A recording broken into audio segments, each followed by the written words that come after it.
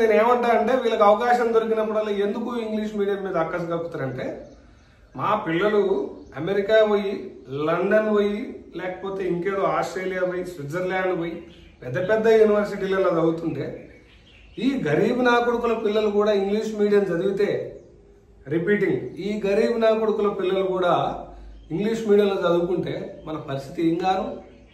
ఈ నా కొడుకులు రేపు చదువుకొని స్వేచ్ఛ సమానత్వము ఇంకేదో మాట్లాడతారు, కాన్స్టిట్యూషనల్ వాల్యూస్ అంటారు, యూనివర్సల్ ప్రిన్సిపల్స్ అంటారు, హ్యుమానిటీ అంటారు, సమానత్వం గురించి మాట్లాడతారు. మన పరిస్థితి ఏంది?